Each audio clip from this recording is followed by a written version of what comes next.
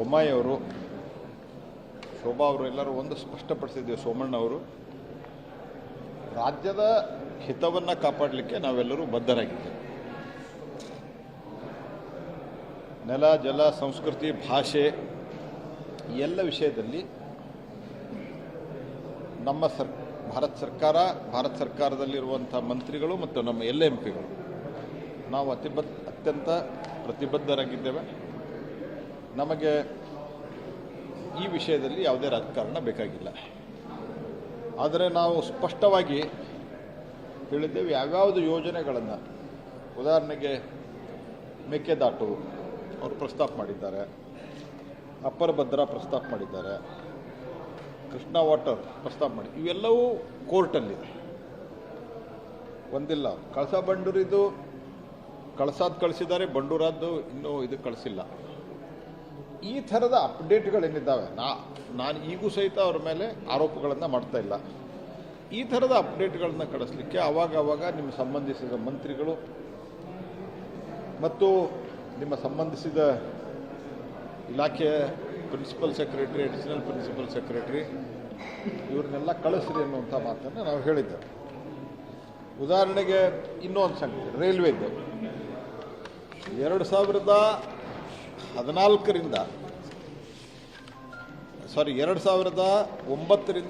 2014ರವರೆಗೆ railway budget 700-800 ಕೋಟಿ ರೂಪಾಯಿ all put together. ನಾವು ಒಂದೇ ವರ್ಷದಲ್ಲಿ 7,500 ಕೋಟಿ ಕೊಟ್ಟಿದ್ದೆ. What is needed? ಅವಶ್ಯ ಇರುವಂಥ ಸಂಗತಿ, ಆಗಬೇಕಾಗಿರುವಂಥ ಸಂಗತಿ ಏನಂತಂದರೆ ಅದಕ್ಕೆ ಲ್ಯಾಂಡ್ ಎಕ್ವಿಷನ್ ಆಗಬೇಕು. ಕೆಲವು ಪ್ರಾಜೆಕ್ಟ್ಗಳಲ್ಲಿ ಕರ್ನಾಟಕ ಸರ್ಕಾರ ತನ್ನ ಪಾಲಿನ ದುಡ್ಡನ್ನು ಕೊಡಬೇಕು. ಇದೆಲ್ಲವನ್ನು ನೀವು ಪೂರೈಸಿರಿ. ಪೆರಿಫರಲ್ ರಿಂಗ್ ರೋಡ್ಗೆ ದುಡ್ಡು ಕೊಡಬೇಕು ಅಂತ ಫೈನಾನ್ಸ್ ಕಮಿಷನ್ ಹೇಳಿದೆ. 29,000 ಕೋಟಿ ರೂಪಾಯಿಗೆ ಏನು ಖರ್ಚಾಗಿಲ್ಲ. ಖರ್ಚು ಮಾಡೋದು ಇತ್ಯಾದಿ ಬಗ್ಗೆ ತಾವು ಗಮನ ಹರಿಸ್ರಿ.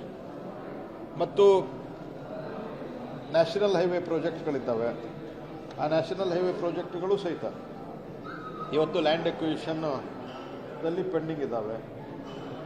ಮತ್ತು ನ್ಯಾಷನಲ್ ಹೈವೇದಲ್ಲಿ 39 ಇನ್ ಪ್ರಿನ್ಸಿಪಲ್ ಅಪ್ರೂವಲ್ ಕೊಟ್ಟಿದ್ದೇವೆ. ಈ ಎಲ್ಲ ಸಂಗತಿಗಳನ್ನು ನಾವು ಮುಖ್ಯಮಂತ್ರಿಗಳ ಗಮನಕ್ಕೆ ತಂದಿದ್ದೇವೆ. ಮುಖ್ಯಮಂತ್ರಿಗಳು ಕರ್ನಾಟಕ ರಾಜ್ಯದ ಹಲವಾರು ಪ್ರಾಜೆಕ್ಟ್ಗಳನ್ನು ಕ್ಲಿಯರ್ ಮಾಡಿಸೋದ್ರ ಬಗ್ಗೆ ಅವರು ನಮ್ಮೆಲ್ಲರಿಗೂ ಮನವಿಯನ್ನು ಮಾಡಿದ್ದಾರೆ. ನಾನು ಭಾಳ ಸ್ಪಷ್ಟವಾಗಿ ಮತ್ತೊಮ್ಮೆ ಹೇಳಲಿಕ್ಕೆ ಬಯಸ್ತೇನೆ, ನಾವು ನೆಲ, ಜಲ, ಭಾಷೆ, ಸಂಸ್ಕೃತಿಯ ವಿಷಯದಲ್ಲಿ ನಾವು ಕರ್ನಾಟಕದ ಹಿತ ಕಾಪಾಡೋದಕ್ಕೆ ಬದ್ಧರಾಗಿದ್ದೇವೆ.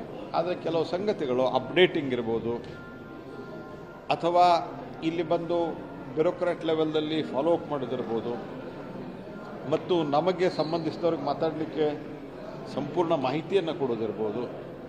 ಈ ಕೆಲಸವನ್ನು ಕರ್ನಾಟಕ ಸರ್ಕಾರ ಮಾಡಬೇಕು ಅನ್ನುವಂಥದ್ದನ್ನು ನಾವು ಸ್ಪಷ್ಟವಾಗಿ ಹೇಳಿದ್ದೇವೆ.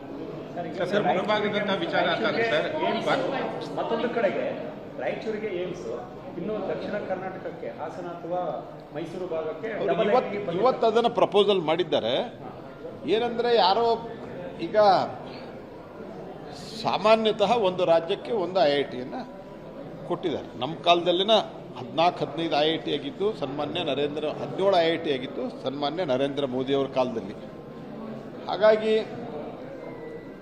ಅವರು ಈಗ ಮತ್ತೊಂದು ಹೊಸ ಬೇಡಿಕೆಯನ್ನು ಇಟ್ಟಿದ್ದಾರೆ. ಏಮ್ಸದ್ದು ಸಿಲೆಕ್ಷನ್ ಪ್ರೊಸೆಸ್ಸು ಇತ್ಯಾದಿ, ಅದಕ್ಕೆ ಅದರದೇ ಆದಂಥ ಸಿಲೆಕ್ಷನ್ ಪ್ರೊಸೆಸ್ಸು ಅದೆಲ್ಲ ಇದೆ. IITಗೂ ಆದರೂ ಪ್ರೊಸೆಸ್, ಅದಕ್ಕೆ ಒಂದು ವೆಲ್ ಸೆಟಲ್ಡ್ ಪ್ರೊಸೆಸ್ ಇದೆ. ಏಮ್ಸದ ಬಗ್ಗೆ, IIT ಬಗ್ಗೆ ಹೊಸ IIT ಇದೆ. ರಾಜ್ಯಕ್ಕೆ ಒಂದು IIT ಇರಲಿಲ್ಲ. ಭಾರತ ಸರ್ಕಾರ, ಮೋದಿ ಸರ್ಕಾರ ಬಂದ ಮೇಲೆ IIT ಕೊಟ್ಟಿದೆ. ಪ್ರಾಜೆಕ್ಟ್ ಬಗ್ಗೆ ಆಯ್ತು, ಎಲ್ಲವೂ ಡಿಸ್ಕಷನ್ ಆಗಿದೆ. ಅದರಲ್ಲಿಯೂ ಕೆಲವು, ಯಾಕಂದರೆ ಸೋಮಣ್ಣವರಿದ್ದರು, MOS ಜಲಶಕ್ತಿ, ಅವರು ಹೇಳಿದ್ದು ಮತ್ತು ನನಗೂ ಮಾಹಿತಿ ಬಂದದ್ದು ಇನ್ನೊಂದಿಷ್ಟು ಅದಕ್ಕೆ ಟೆಕ್ನಿಕಲ್ ವಿವರಗಳನ್ನು ಕರ್ನಾಟಕ ಸರ್ಕಾರ ಕೊಡಬೇಕಾಗಿದೆ ಅನ್ನುವಂಥದ್ದನ್ನು ಹೇಳಿದ್ದಾರೆ. ಅದನ್ನು ಕೊಡೋಕ್ಕೆ ನಾವು ಹೇಳಿದ್ವಿ. ಸರ್, ಪ್ರಮುಖವಾಗಿ ರಾಜ್ಯ ಸರ್ಕಾರ ಯಾವಾಗಲೂ ಕೇಳ್ತಾ ಇತ್ತು ಅಂದರೆ ಕೇಂದ್ರ ಸರ್ಕಾರದಿಂದ ಅನುದಾನ ತಾರತಮ್ಯ ಆಗ್ತಿದೆ, GST ಬಂದಿದೆ. ಅದನ್ನು ಶ್ರೀಮತಿ ನಿರ್ಮಲಾ ಸೀತಾರಾಮನ್ ಅವರಿದ್ದರು. ಅವರು ಅತ್ಯಂತ ಸ್ಪಷ್ಟವಾಗಿ ಎಲ್ಲ ಸಂಗತಿಗಳಿಗೂ ಉತ್ತರ ಕೊಟ್ಟಿದ್ದಾರೆ. ಮೊದಲಿದ್ದು GST ಕಾಂಪೆನ್ಸೇಷನ್ದಲ್ಲಿ ಯಾವುದೇ ರೀತಿಯಾದಂಥ ಪೆಂಡೆನ್ಸಿ ಇಲ್ಲ. ಯಾವ ದುಡ್ಡನ್ನು ಕರ್ನಾಟಕಕ್ಕೆ ನಾವು ಕೊಡೋದಿಲ್ಲ. Everything is given, everything is disperse. ಮತ್ತು ಕರ್ನಾಟಕಕ್ಕೆ ಸ್ಪೆಷಲ್ ಗ್ರ್ಯಾಂಟನ್ನು ಕೊಡಬೇಕು ಅಂತ ತಿಳ್ಕೊಂಡು 15ನೇ ಹಣಕಾಸು ಆಯೋಗ ರೆಕಮೆಂಡ್ ಮಾಡಿದೆ ಅಂತ ಹೇಳ್ತಾರೆ. ಅದು ಮೊದಲು ಆರಂಭದಲ್ಲಿ ಡ್ರಾಫ್ಟ್ ರಿಪೋರ್ಟ್ದಲ್ಲಿ ಇತ್ತು, ಸಬ್ಸಿಕ್ವೆಂಟ್ಲಿ ಫೈನಲ್ ರಿಪೋರ್ಟ್ದಲ್ಲಿ ಅದು ಇಲ್ಲ.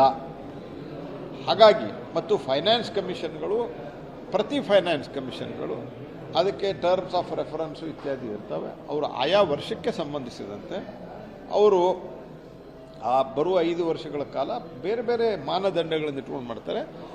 ಮತ್ತು ಈ ಒಂದು ಫೈನಾನ್ಸ್ ಕಮಿಟಿಯ ಏನಿವತ್ತು ತೀರ್ಮಾನ ಆಗಿದೆ, ಅವತ್ತು ಅದರ ಮುಂದೆ ರಾಜ್ಯವನ್ನು ಪ್ರತಿನಿಧಿಸಿದವರು ಇದೇ ಸರ್ಕಾರದವರು, ಅವಾಗ ಸಿದ್ದರಾಮಯ್ಯನವ್ರ ಸರ್ಕಾರದವರೇ. ಹಾಗಾಗಿ ಮತ್ತೊಂದು ಈಗೇನು ಹೊಸ 16ನೇ ಹಣಕಾಸು ಆಯೋಗ ನಡೀತದೆ, ಅದರಲ್ಲಿ ಸರಿಯಾದ ರೀತಿಯಂಥ ಮಾಹಿತಿಯನ್ನು